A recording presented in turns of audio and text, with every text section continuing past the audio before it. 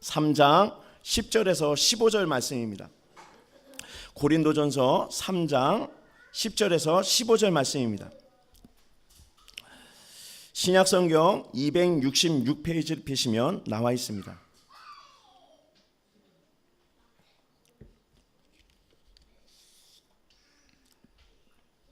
고린도전서 3장 10절에서 15절 말씀, 제가 한 절 10절을 먼저 읽고 차례대로 읽어 나가도록 하겠습니다. 내게 주신 하나님의 은혜를 따라 내가 지혜로운 건축자와 같이 터를 닦아 두매 다른 이가 그 위에 세우나 그러나 각각 어떻게 그 위에 세울까를 조심할지니라.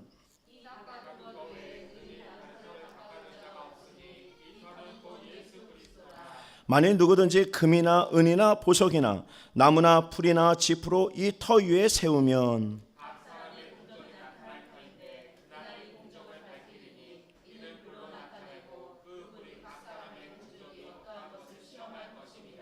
만일 누구든지 그 위에 세운 공적이 그대로 있으면 상을 받고 그러나 자신은 구원을 받되 불 가운데서 받는 것 같으리라. 아멘. 할렐루야. 오늘 말씀을 통해서 하나님의 큰 은혜를 모두 받으시기를 바랍니다. 옆에 있는 분과 한번 인사 나눌까요? 오늘 말씀을 통해 큰 은혜 받으세요 라고 인사 한번 나눕시다. 네, 오늘 말씀 가지고 튼튼한 믿음의 집을 지읍시다 라는 제목으로 함께 은혜를 나누고자 합니다. 오스트레일리아의 출신 조지프 제이콥스가 쓴 글 중에는 아주 유명한 책이 한 권이 있는데 그 책의 이름은 바로 아기 돼지 삼형제입니다. 이제 아기 돼지 삼형제는 이 늑대의 위협으로부터 지키기 위해서 각자 자신이 마음에 드는 집을 각자 짓기 시작합니다. 첫 번째 돼지는 지푸라기로 집을 지었고, 두 번째 돼지는 나무로 집을 지었고, 세 번째 돼지는 벽돌로 집을 지었습니다. 그런데 어느 날 첫째 돼지 집 앞에 늑대가 나타났어요. 그리고 늑대가 그 집을 향하여서 입으로 불었더니 그 지푸로 만든 집이 다 날아가 버리는 거예요. 그래서 첫째 돼지는 깜짝 놀라서 둘째 돼지 집으로 도망가 버렸습니다. 그리고 둘째 집 앞에 또다시 늑대가 나타나서 나무로 만든 집을 향하여서 불었더니 또 나무로 만든 집이 훌러덩 다 날아가 버렸어요.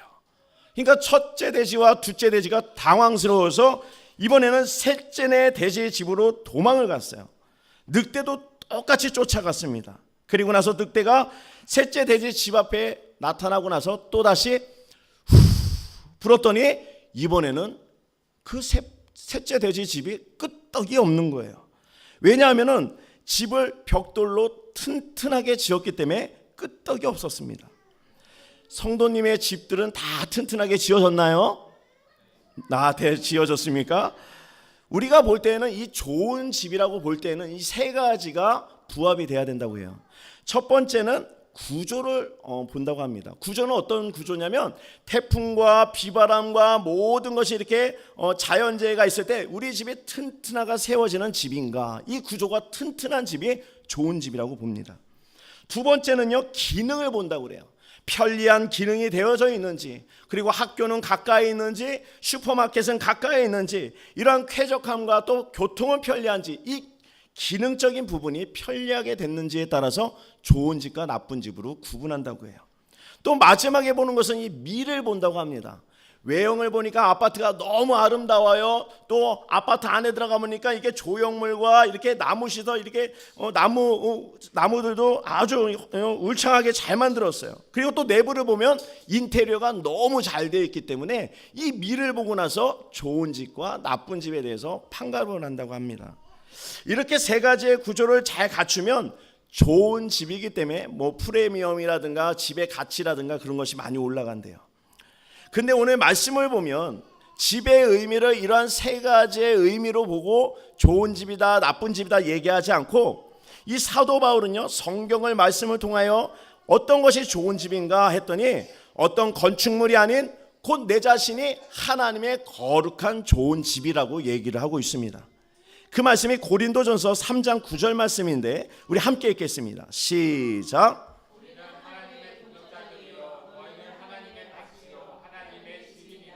아멘. 또 또 성경은요, 우리가 집이라고 말씀한 것 밖에 또 우리가 집을 짓는 건축가라고도 이렇게 말씀을 하고 있어요. 그래서 사도 바울은 자신의 그 하나님의 집을, 거룩한 집을 짓는 건축가라고 또 비유하고 있습니다. 그 말씀이 고린도전서 3장 10절 말씀인데 우리 함께 읽겠습니다.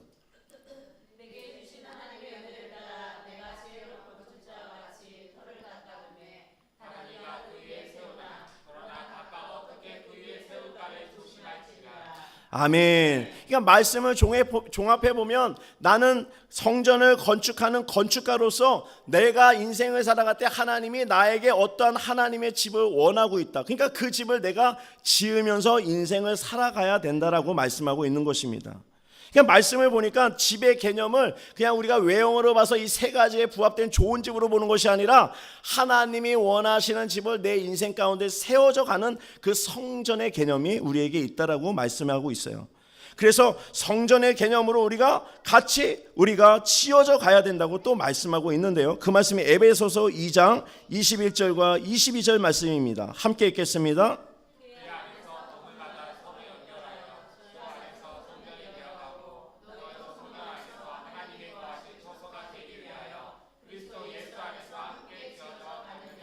아멘. 사랑하는 성도 여러분, 우리가 하나님의 거룩한 성전이 되는 줄로 믿습니다.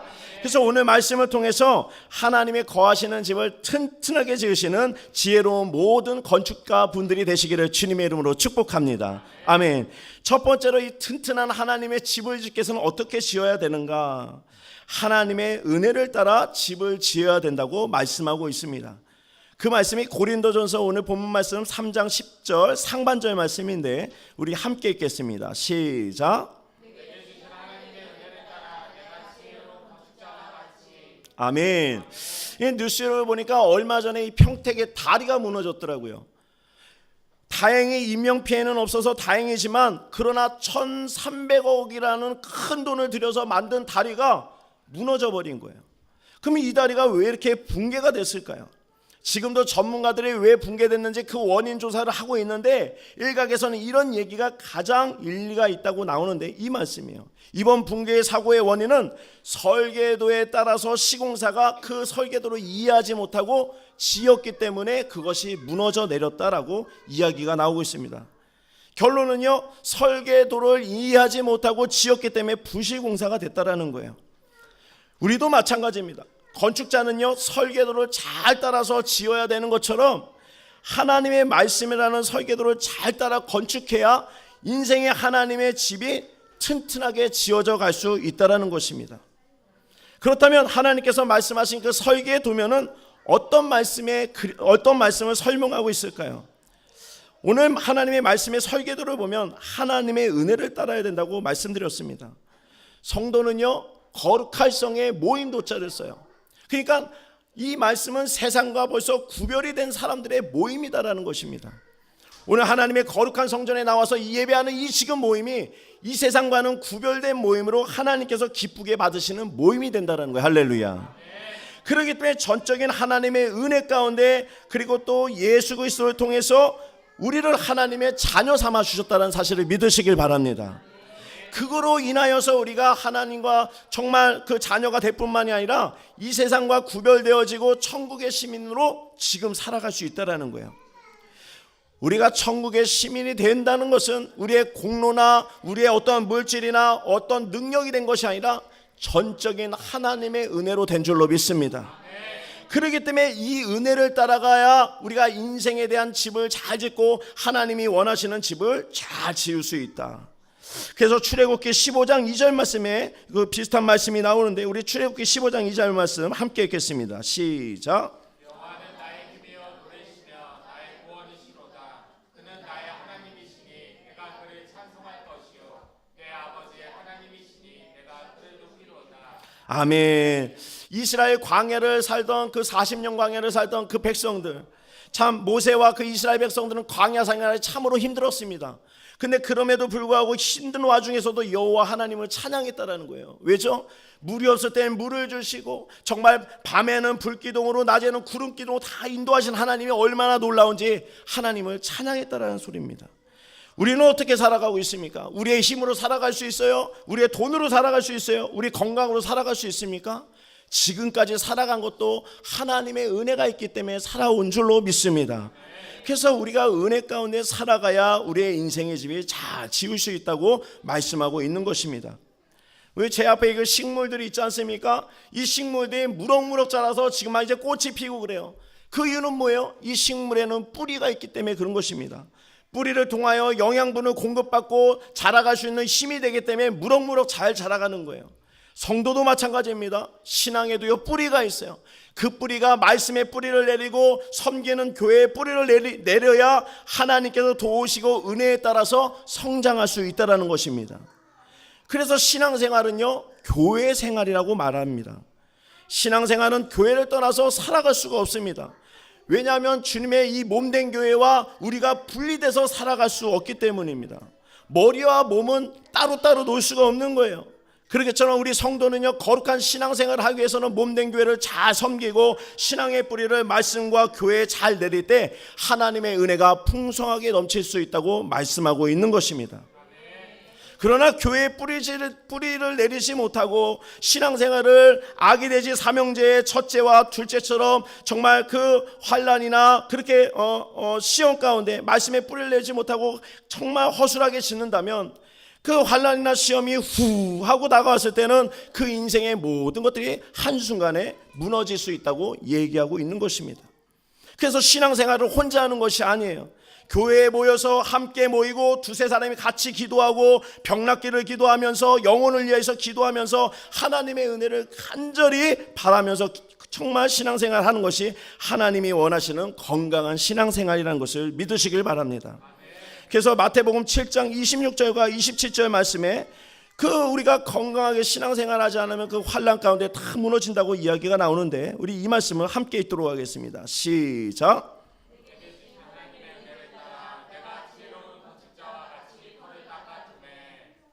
아멘. 마태복음 7장 26절과 27절 말씀인데요. 한 번만 다시 한번 넘겨주실까요? 우리 다시 한번 읽겠습니다. 시작.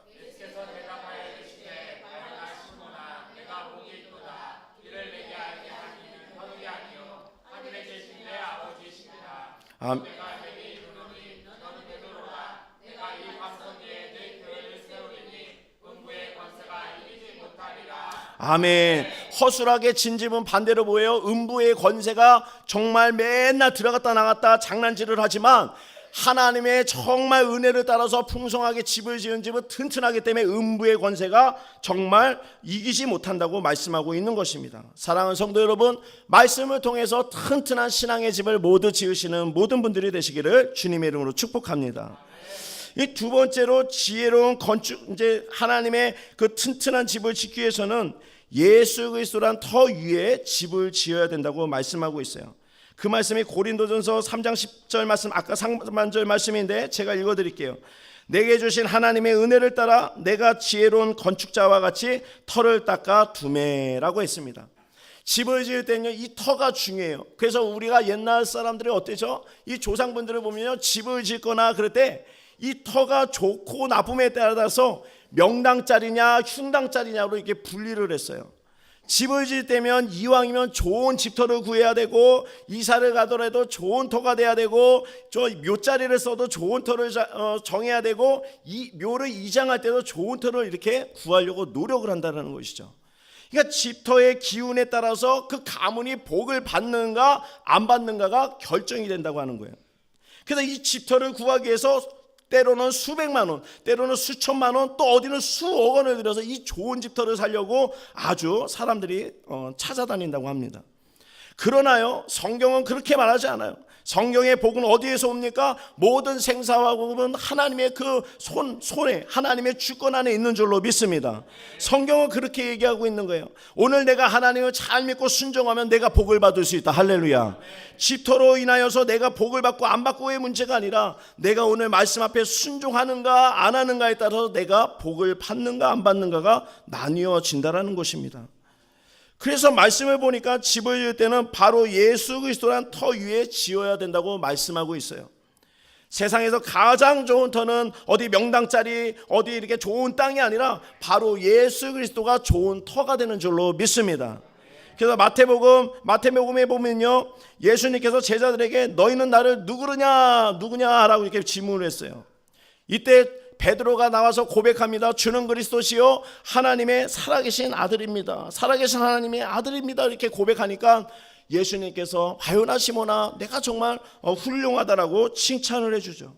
이처럼 우리의 신앙 속에는요, 예수님을 나의 삶의 주인으로 모시고 오직 예수 그리스도를 향하여서 우리가 살아갈 수 있는 고백을 할 때 하나님께서는 우리를 통하여 복을 주신다는 사실을 믿으시길 바랍니다. 그래서 예수님께서는요, 그 베드로의 고백 위에 그 반석 예수님을 세우시고 교회를 세웠다고 그랬어요. 그래서 우리의 인생에서 무엇을 붙잡고 살아야 돼요? 바로 예수님을 붙잡고 사는 것이 가장 중요하다는 사실을 믿으시길 바랍니다.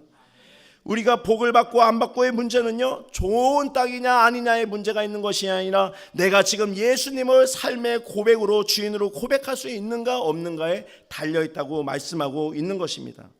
그래서요, 사도 바울 또한 집을 짓기 위해서 터를 닦아둔다고 했는데 이 터라는 것은 늘 어디에서 무엇을 하든지 그 터 위에 예수님을 세우고자 복음을 알리고 교회를 세우는데 일평생을 다 바쳤다라는 것입니다. 그래서 사도 바울은요, 늘 터를 닦아두매라고 하면서 늘 터를 닦고 예수님을 복음을 전하고 영혼을 살리고 교회를 세우는데 한평생을 바쳤어요. 그래서 고린도전서 3장 11절 말씀인데 우리 한 번만 띄워주시겠어요? 우리 함께 읽겠습니다. 시작.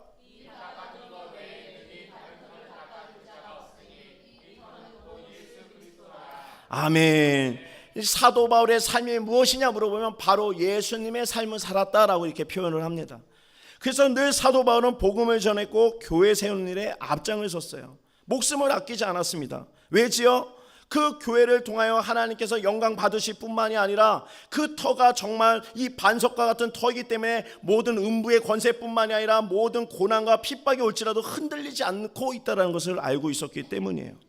그렇다면 우리의 인생도 마찬가지입니다.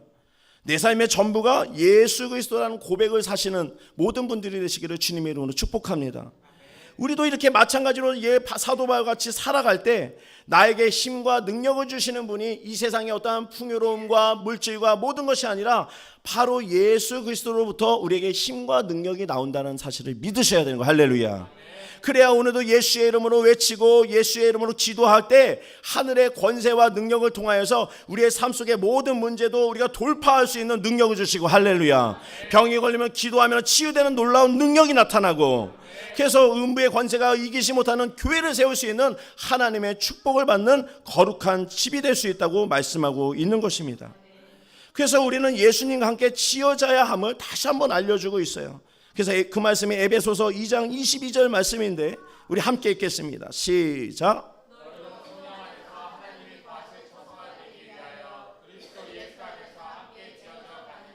아멘. 바라기는 우리 모든 성도님들이 예수님과 동행하심으로 말미암아 또 예수님을 삶의 그 주인으로 고백하심으로 말미암아 튼튼한 그런 신앙의 믿음의 집을 지으시는 모든 분들이 되시기를 주님의 이름으로 축복합니다. 아멘. 세 번째, 이제 튼튼한 믿음의 집을 세우기 위해서는 진리의 말씀으로만 세워져야 합니다. 그 말씀이 이제 고린도전서 3장 10절 말씀인데 함께 읽겠습니다. 시작.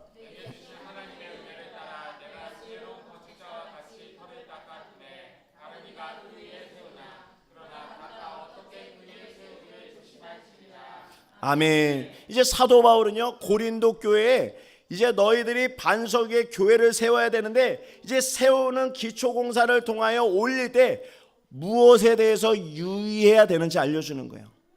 어떤 것을 유의해야 됩니까? 그 예수님이란 반석 위에 헛된 것을 세우면 안 된다고 얘기하고 있는 것입니다. 당시는요, 갈라디아 교회처럼 당시 그 고린도 교회에도 거짓 선생들과 거짓 복음으로 인하여서 많은 사람들이 미혹받을 수 있는 상황들이 됐던 거예요. 그러니까 예를 들자면 오늘날 얘기하면 이단들이죠.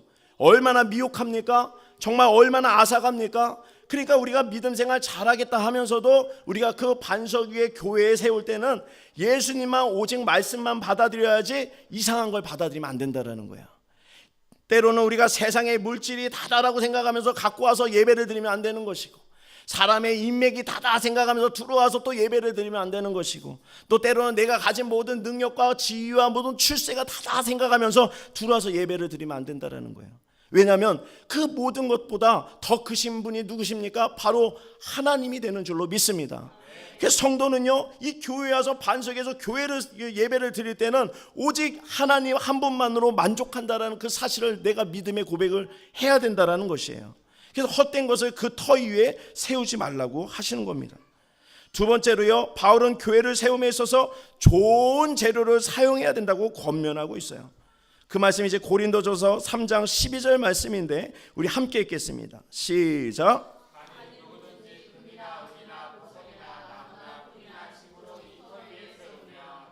아멘. 여기서 바울이 말하고 있는 이 건축 재료 중에 금이나 은이나 보석이라는 것은 무엇을 의미하냐면 오직 말씀을 얘기하는 거예요. 그러니까 집을 지을 때는 말씀의 집을 세워야 되는 줄로 믿습니다. 집을 세울 때는 그 안에 말씀이 풍성하게 넘쳐나야 되고, 기도가 넘쳐나야 되고, 찬양이 넘쳐나야 되는 거예요. 할렐루야. 그래서 우리의 가정과 우리의 집에는 무엇이 있어야 돼요? 찬양의 소리가 끊어지면 안 되는 거예요. 기도의 소리가 끊어지면 안 되는 것입니다. 말씀이 끊어지면 안 되는 거예요. 끊어지는 순간 어떻게 돼요? 음부의 권세가 들어온다고 얘기하고 있는 것이에요. 그래서요, 사도 바울은 교회 세움에 있어서 이 좋은 재료인 이 말씀, 진리의 말씀을 사용해야 되지 결코 나쁜 재료를 사용하면 절대 안 된다고 얘기하고 있어요. 나쁜 재료가 무엇이죠? 나무나 풀이나 짚이라고 얘기하는 거예요. 그러니까 아까 처음에 제가 말씀드렸죠. 아기 돼지 삼형제 중에 첫째 돼지는 지푸라기로 집을 지었고, 두 번째 돼지는 나무로 집을 지었더니 이 나쁜 재료로 지었기 때문에 고난이 후 하고 왔을 때 다 날아가 버렸어요. 흔들리고. 그래서 사랑하는 성도님들은 좋은 그 재료인 진리의 말씀과 기도와 찬양을 통하여서 하나님의 거룩한 집을 세우시는 모든 분들이 되시기를 주님의 이름으로 축복합니다. 그래서 이 마지막에 권면하는 말씀은 좋은 뒤에 조심해야 된다는 그 권면의 말씀은 이 말씀입니다. 견고히 서 있는 그 집을 세워야 된다는 거예요. 환난과 고난이 다가와도 흔들리지 않는 견고한 집을 세우래요. 그 말씀이 고린도전서 3장 13절과 15절 말씀입니다. 함께 읽겠습니다.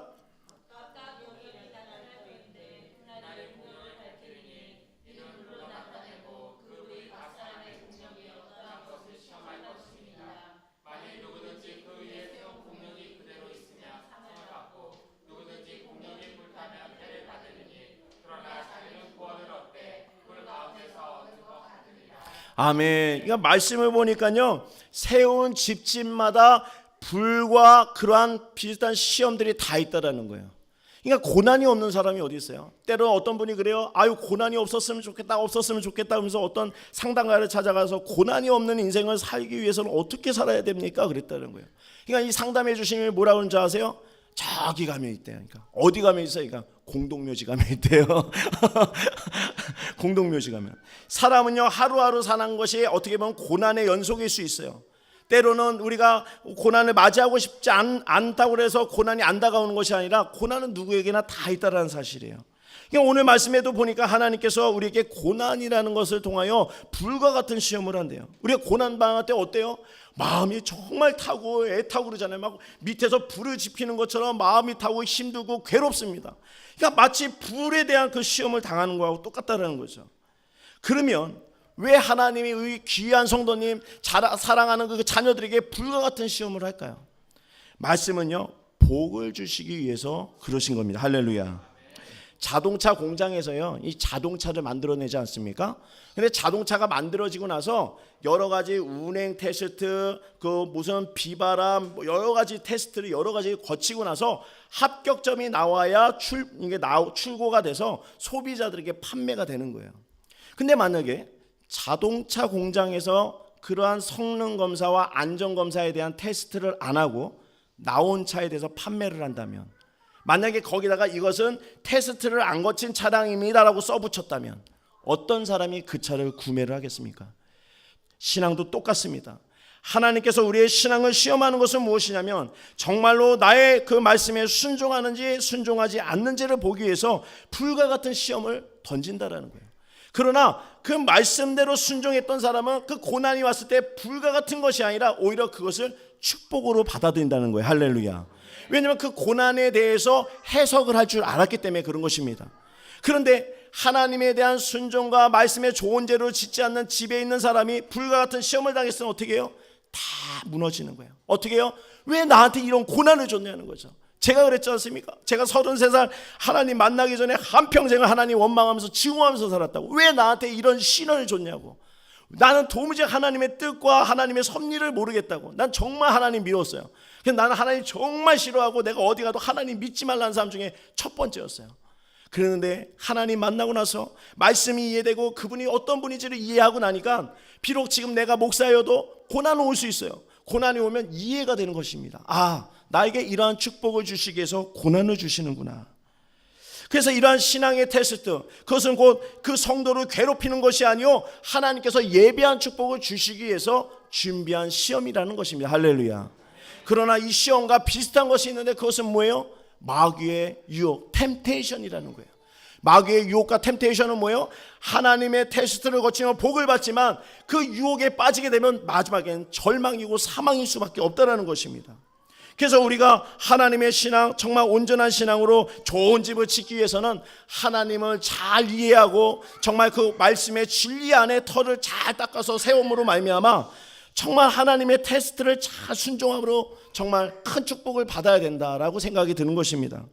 그래서 우리가 어떤 테스트를 받을 때 정말 하나님 앞에 절망하지 않고 세상 가운데 빠지는 것이 아니라 오로지 하나님이 테스트를 줄 때 겸허한 마음으로 이 또한 지나가리라 하면서 기도하고 찬양하고 말씀 보다 보면 그 모든 고난도 다 지나갈 줄로 믿습니다. 머물지 않는 거예요. 하나님은 다 지나가게 하십니다. 그리고 나서 뭐예요? 그 고난의 불시험 같은 걸 딱 던지고 나서 너가 견딘 거를 통하여 남아있다면 그걸 통해서 풍성한 복을 주시겠다고 말씀해 주시고 있는 겁니다. 그리고 나서 우리에게 그 고난을 통해서 힘들고 외로웠고 정말 상처받을 수 있는 그런 마음들에 대해서 하나님께서 다시 풍성하게 위로를 해주신다고 말씀해 주고 있어요. 그 말씀이 고린도후서 1장 5절 말씀인데 우리 함께 읽겠습니다. 시작.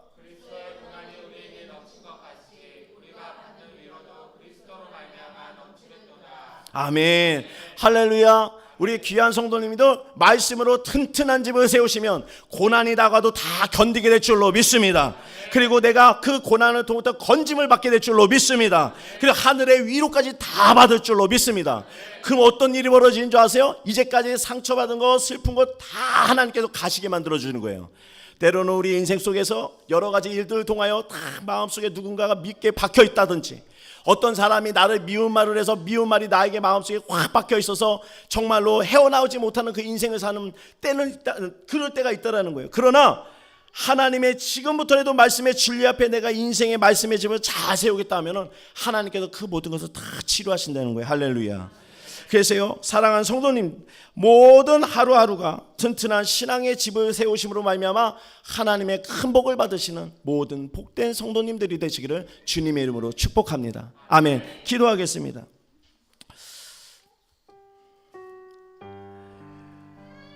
인생을 살다 보면요, 여러 가지 문제들을 다 만나요. 정말 말하지 못하는 문제들 많이 만나죠.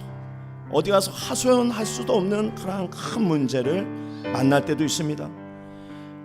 집을 지으면 바람이 불 때도 있고 비가 올 때도 있고 눈보라가 칠 때도 있어요.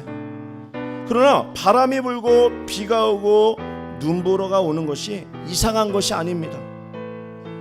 그때마다 내가 얼마나 바람이 불고 비가 오고 눈보라가 칠 때 내가 흔들리지 않는가가 중요한 거예요.